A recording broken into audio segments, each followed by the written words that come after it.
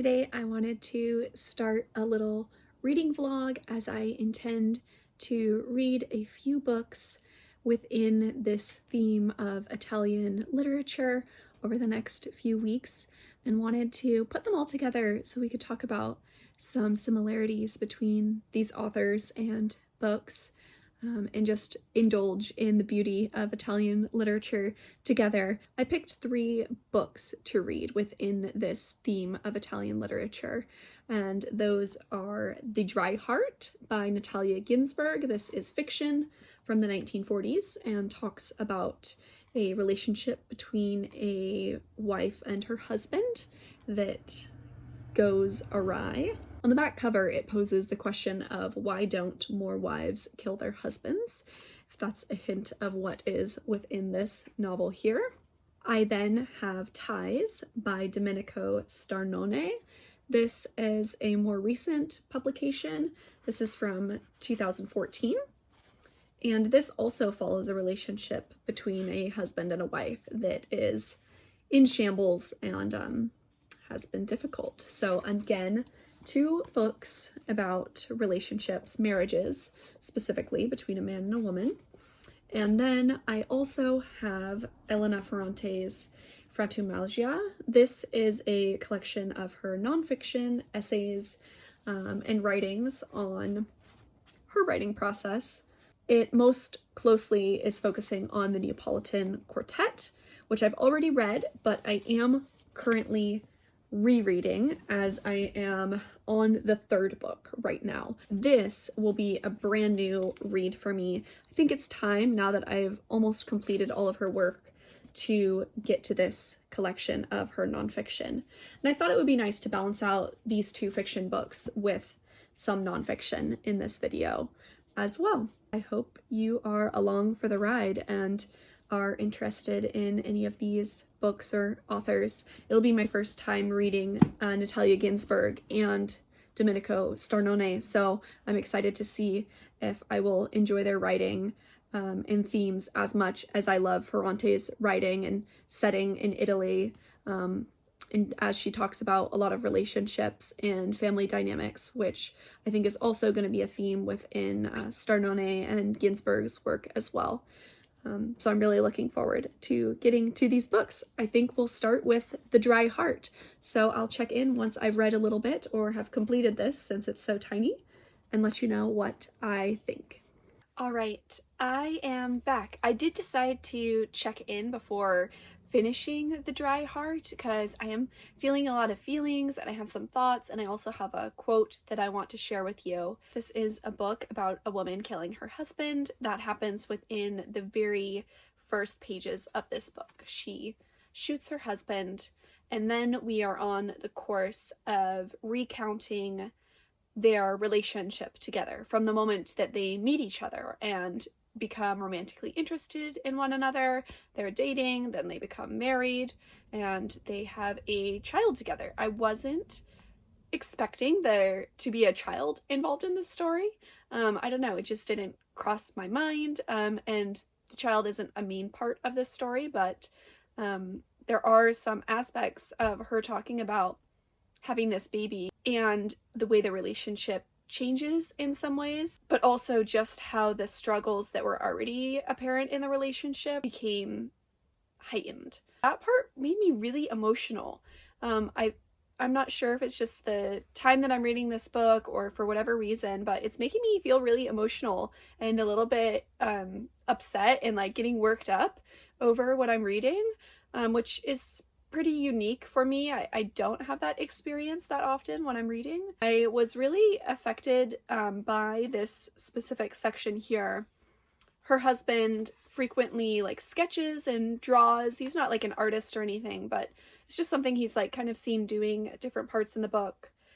And this quote here: "He drew trains and little horses galloping away with their tails streaming in the wind. And now that we had a cat, he did cats and mice too.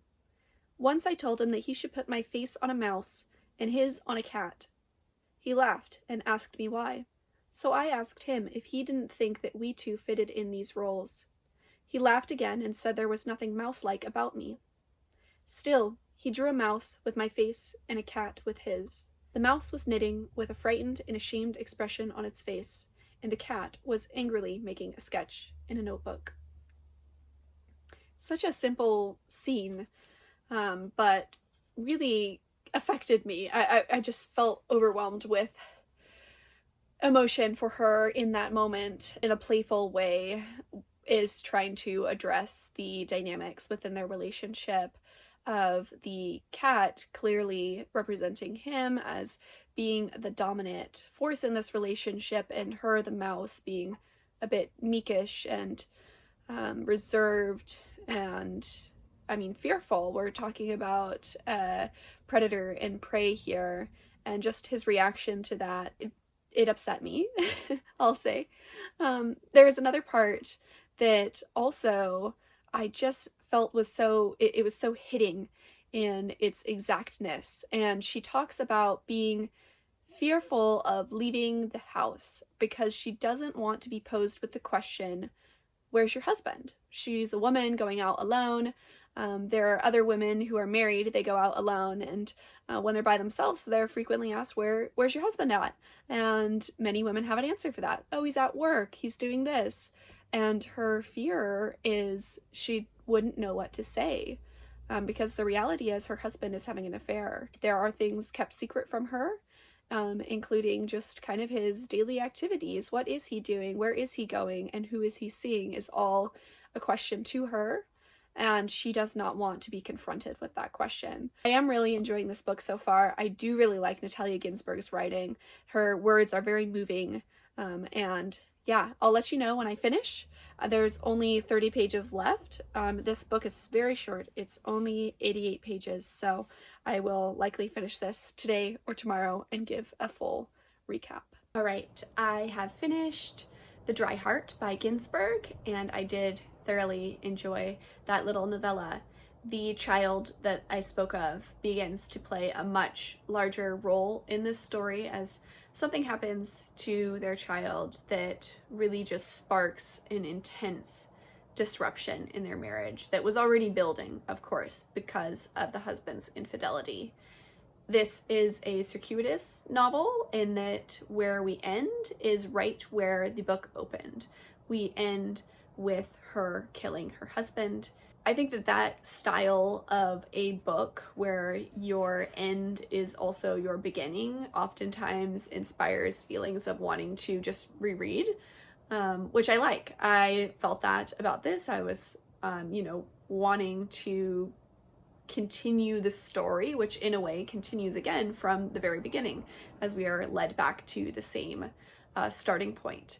So I did like that. It was awesome to read from one of Ferrante's influences that she has spoken of highly, and I get what she's saying. I also really enjoyed this book by Ginzburg and would like to read more from her now. We were away for a little climbing trip, and on that trip I brought frantumaglia and read that in its entirety. So I will discuss that now. Frantumaglia is a collection of interviews with Ferrante, though they are non-traditional in the way that they are done, as Ferrante maintains a secretive identity. Elena Ferrante is a pseudonym, and not much is known or revealed about her actual identity and her personal life other than the little bits that she is willing to share. So these interviews are conducted in the form of letters, mostly. I do think you would certainly want to read most all of her novels prior to reading this, as she touches upon plot and characters within her books within this, including some unpublished excerpts from Troubling Love, from The Days of Abandonment, are in this book as well. Unpublished in that she just didn't decide to go through with including this like snippet of a scene or something like that. But that was super special. I didn't realize that's what some of what we were getting in here, though it's very minor. I would say most definitely you would need to read Troubling Love, The Days of Abandonment, and the Neopolitan Quartet in its entirety prior to reading this book. And this is probably something you'd only read if you were really into Ferrante and just want more of her words. She talks about her influences, Growing up, she mostly read male authors. Deconstructing that, beginning to read more female authors, and taking apart the idea in her brain that the only good authors may be male authors. I liked that. I liked hearing that. She talks about her decision to maintain a secretive identity and her reasoning behind that, which is something that I find interesting, as different people have their different choices for that. But for her, it revolves around this idea of that an author doesn't need to be present in relation to their published works. The author is present in what is being written.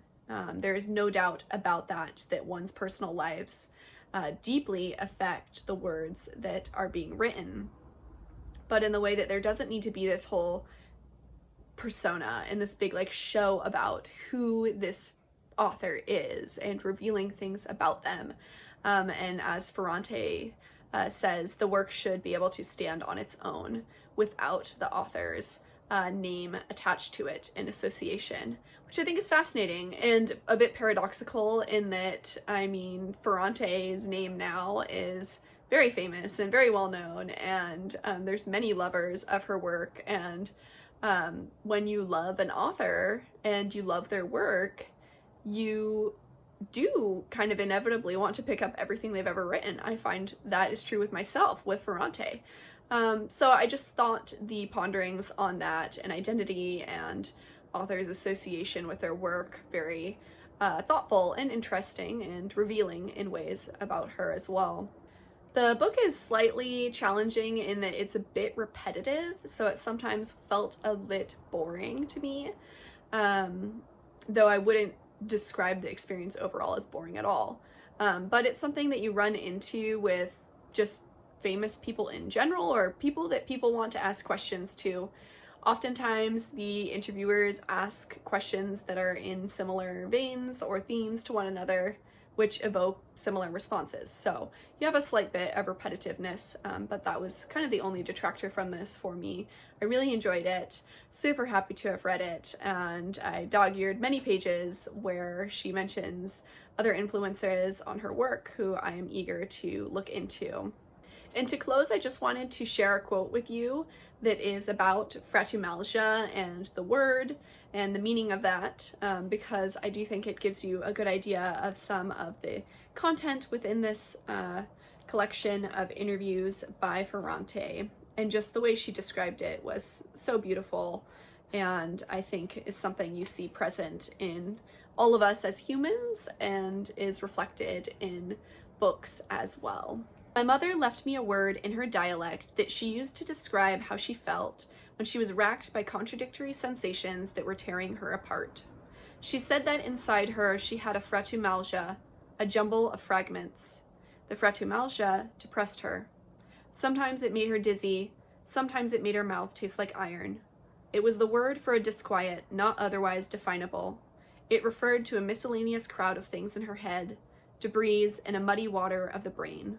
The frantumaglia was mysterious, it provoked mysterious actions, it was the source of all suffering, not traceable to a single obvious cause. I loved the way that she explained that word to us, and the theme of frantumaglia comes up a bit later. I'll read this section here as it relates to women and the female point of view particularly. If we were made only of two halves, individual life would be simple, but the eye is a crowd, with a large quantity of heterogeneous fragments tossing about inside. And the female eye in particular, with its long history of oppression and repression, tends to shatter as it's tossed around, and to reappear and shatter again, always in an unpredictable way. Stories feed on the fragments, which are concealed under an appearance of unity, and constitute a sort of chaos to depart from, and obscurity to illuminate. I love Ferrante's writing, and this was no exception. Absolutely beautiful and very moving. And then I did start Ties, so we'll talk about that here. I am halfway through Ties by Starnone. We are following a marriage that is falling apart. Similarly to The Dry Heart, it is in shambles because of infidelity on the part of the husband. Also, similarly, there are children involved in this story. They have 2 children together who are quite young when this tumult occurs within the relationship.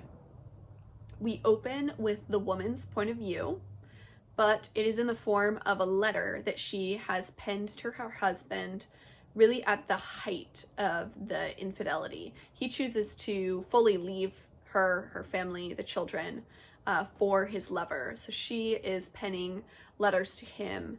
And it actually is unclear if they were actually sent to him, or if this was just something that she was doing kind of on her own as a way of processing this event in her life. It's very rage-filled. That emotion was something I felt very immediately when reading these opening passages here.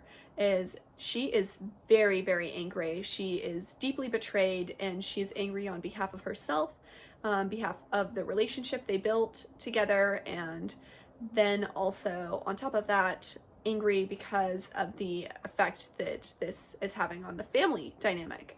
Not only was she betrayed, the children were betrayed as well. So that's where we start off, but then we very quickly pivot to the husband's point of view, but in an entirely different timeline. We are now decades and decades later.